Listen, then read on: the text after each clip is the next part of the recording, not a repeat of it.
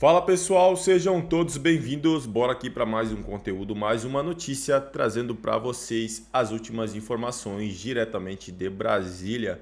Pessoal, vamos aqui com comentários do canal Bradock Show, já deixando os créditos ao canal do Bradock Show na plataforma do YouTube. Se não é inscrito no canal, se inscreva, deixe seu like e o seu comentário. O que isso faz, pessoal? Uma enorme diferença para a gente aqui dentro da plataforma. Não se esqueçam também de comentar aí de qual cidade vocês estão nos assistindo. Agora, sem mais enrolação, bora para o conteúdo. Eduardo Bolsonaro, que se licenciou do mandato, né, e vai permanecer nos Estados Unidos, diz que vai buscar sanções contra Alexandre de Moraes. Eduardo Bolsonaro anunciou nessa terça-feira, então, que vai se licenciar do seu mandato, vai trabalhar para que sanções sejam aplicadas contra aquilo que ele chamou de, abre aspas, violadores de direitos humanos, fecha aspas. Em vídeo, Eduardo Bolsonaro diz que vai se dedicar integralmente a buscar punições contra Moraes e contra a sua Gestapo da Polícia Federal.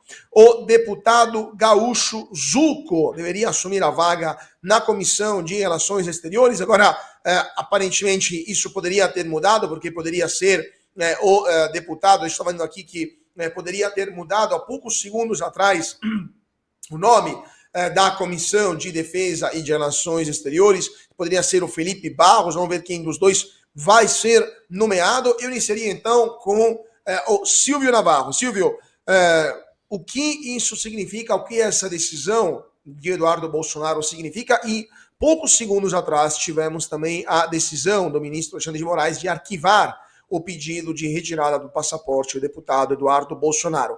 Sua opinião sobre esta situação, esse imbróglio como um todo? Antes de trazer a informação, Cauti, participei há pouco de uma entrevista com o presidente Jair Bolsonaro e com o deputado Eduardo Bolsonaro no Oeste Sem Filtro, e o presidente Jair Bolsonaro disse que a vaga deve ficar com o Felipe Barros nessa comissão. O Zucco já tem um posto de líder de oposição dentro da Câmara dos Deputados. Provavelmente o vice deve ser o Mário Frias nessa comissão. Cauti, olha só. O deputado Eduardo Bolsonaro decidiu ficar nos Estados Unidos porque, segundo ele mesmo disse, está numa situação mais segura, fora do Brasil. Hoje, fazer oposição no Brasil se tornou algo muito complicado. Primeiro, os jornalistas buscam exílio, depois parlamentares buscam exílio. Nós conhecemos esse filme. Conhecemos esse filme aqui no Brasil, aliás, quando militantes de esquerda buscaram refúgio fora do país. Hoje, os perdoados não perdoam, como eu tenho dito, né? Os anistiados pela lei de 1979 não querem anistiar, só que a diferença talvez seja que aquele pessoal andava armado, aquele pessoal cometia crime, sequestrava até embaixador, né? Pois bem, empunhavam armas de verdade e não batom. Essas pessoas que estão presas jamais deveriam estar lá, principalmente por uma ordem de uma corte, que é a última corte recursal no país, não tiveram direito ao devido processo legal, um atropelo jamais visto, que mescla um pouco de revanchismo histórico dessa própria esquerda apoiada e presente dentro da Corte Superior, o Supremo Tribunal Federal é uma corte política e a maioria ampla e esmagadora de ministros foi indicada pelo PT, ou então acabou se aproximando do PT, como é o caso do presidente dos inquéritos, relator, vítima e agora julgador Alexandre de Moraes. Então eu acho que o deputado Eduardo Bolsonaro busca fazer oposição e ele tem conseguido uma interlocução muito grande com autoridades do governo americano, principalmente depois da volta, né, de Donald Trump, e com o Congresso. E ele tem retratado o que é que está acontecendo no Brasil. Uma decisão difícil, dura, porém corajosa. Eu acho que é o único caminho. A ditadura avança de forma, numa escalada jamais freada. E finalizo lembrando que as eleições de 2026 já começaram. Então, eu acho que a hora para mostrar para o mundo o que está acontecendo no Brasil, do ponto de vista de perseguição política e direitos humanos, é agora. E quando a gente fala em perseguição política neste continente, todo mundo sabe qual é o limite. o limite é uma Venezuela. Vamos passar rapidamente, antes de passar a palavra para a Fabi e para o Darcio, vamos ouvir o vídeo do nosso Rodrigo Constantino, que deixou aqui para a gente sobre esta situação. Vamos ouvir o Consta e depois a Fabi. Fala, turma do Bradock. Desculpa as circunstâncias aqui, eu estou no hospital, no meu ciclo de quimioterapia, mas vou tomar um remédio que vai me deixar grogue, então tenho que gravar essa mensagem agora. E óbvio que eu vou falar sobre essa decisão histórica do deputado Eduardo Bolsonaro de permanecer nos Estados Unidos. Eu concordo com a decisão dele, eu entendo, e eu vou além. Ela é um marco, ela mostra que o Brasil não vive mais numa democracia, em nada que pareça com uma democracia. Nós temos que lembrar que nós estamos falando de um dos deputados mais votados do país, de um líder da oposição que vem articulando conversas e contatos e ações conjuntas da direita internacional, que vem chamando a atenção dos congressistas americanos, principalmente, para a situação, para a realidade que vive o Brasil hoje. E por conta disso, como é que o regime trata ele, o consórcio que tomou o poder, a Daniela Lima, porta-voz desse regime tirânico, trata ele como alguém que estaria traindo a pátria e pedindo intervenção indevida de uma outra nação. É o contrário. Ele sabe justamente que houve uma intervenção indevida durante o governo Biden, que mandou porta-voz da CIA, do Pentágono, dar recado no Brasil, e o que ele está tentando fazer é justamente mostrar ao Congresso americano onde o Brasil acabou por conta disso, né? E que o que pudesse ser feito pelos Estados Unidos dentro da lei para punir eventualmente quem atentou contra a liberdade de expressão, inclusive de cidadãos americanos, como é o caso do Elon Musk, entre tantos outros, né, que isso pode ser feito para tentar frear esse regime. Então não há absolutamente nada de ilegal na conduta do Eduardo Bolsonaro, tampouco na do pai dele, Jair Bolsonaro, e ambos vêm sendo perseguidos porque o Brasil não tem mais uma democracia. Então ele voltar para o Brasil significa ele correr um risco muito alto de ter o passado que ele deu. Ele tem 2 filhas pequenas, uma mulher, ele consegue fazer muito mais articulando com liberdade dos Estados Unidos. Quem estudou história de ditadura sabe que a resistência sempre precisou contar com gente no exílio, que foi do exílio que veio muito apoio a essa resistência, porque não adianta nada abrir o peito, estufar o peito e enfrentar de peito aberto uma tirania que pode te jogar na prisão, e tá aí o Daniel Silveira, tá aí um monte de gente que é testemunha disso, né? E ele abriu mão temporariamente, pedindo licença não remunerada, de um mandato que representa milhões de eleitores e do comando aí da Comissão Internacional, que daria a ele uma visibilidade e um poder de articulação interessante. Não abre mão o PL, então tudo leva a crer que vai ser o Zucco, o deputado alinhado nessa comissão, mas ele pode muito mais de fora.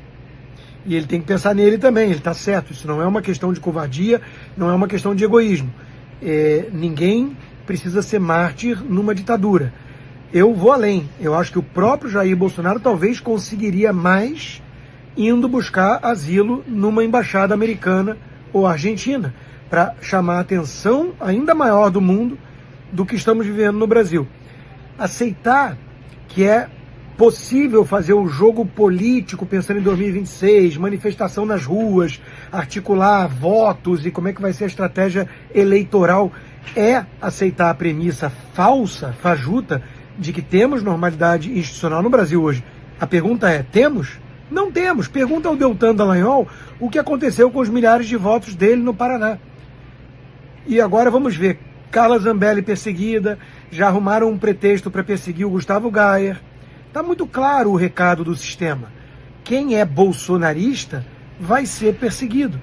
Não existe nenhuma normalidade institucional no nosso Brasil, nenhuma possibilidade de você partir da premissa de que você vai ter um jogo minimamente justo e transparente em 2026.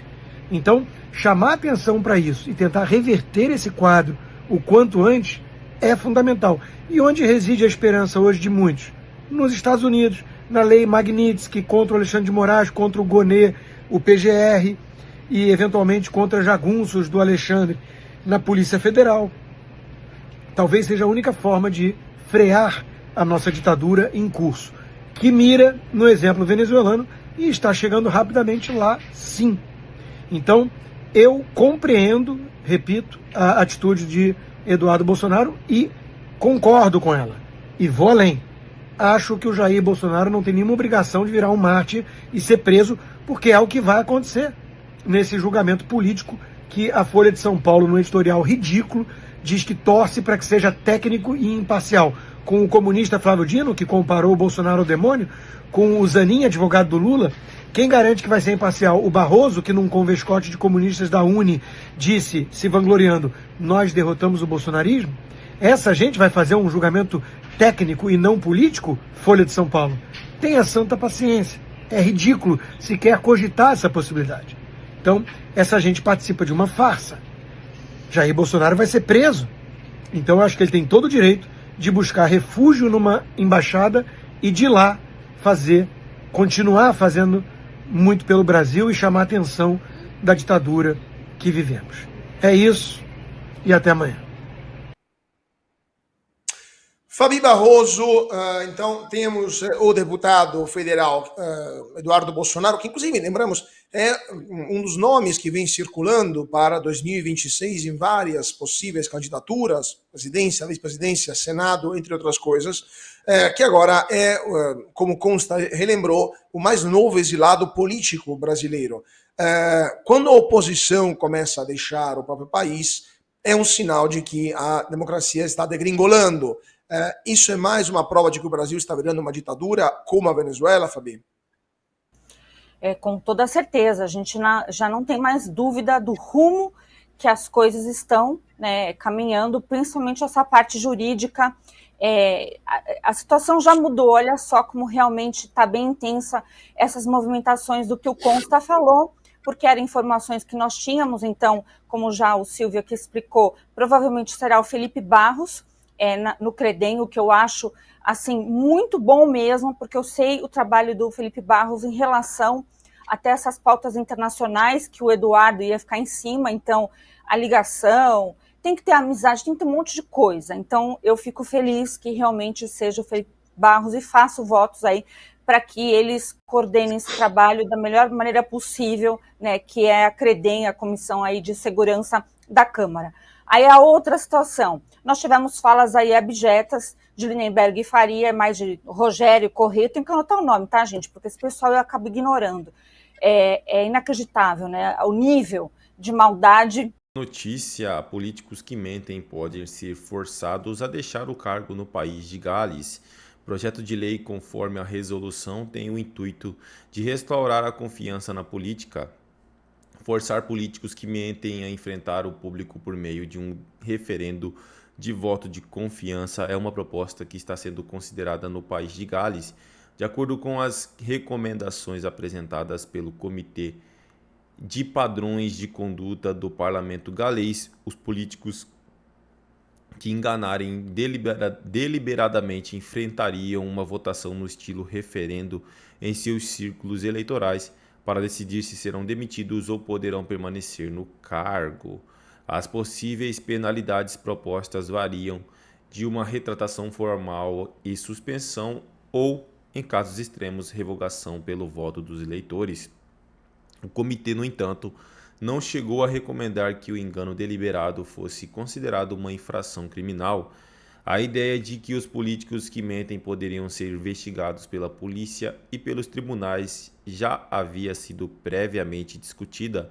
A opção de uma infração civil com menor ônus da prova também foi rejeitada.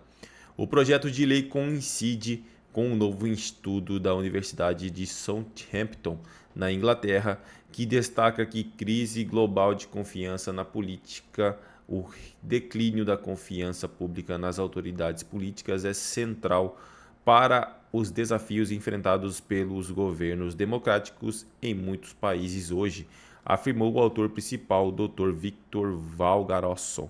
É isso aí, pessoal. Agradeço a vocês pela companhia. Se não é inscrito no canal, se inscreva deixe seu like e o seu comentário, que isso faz uma enorme diferença. Desde já agradeço.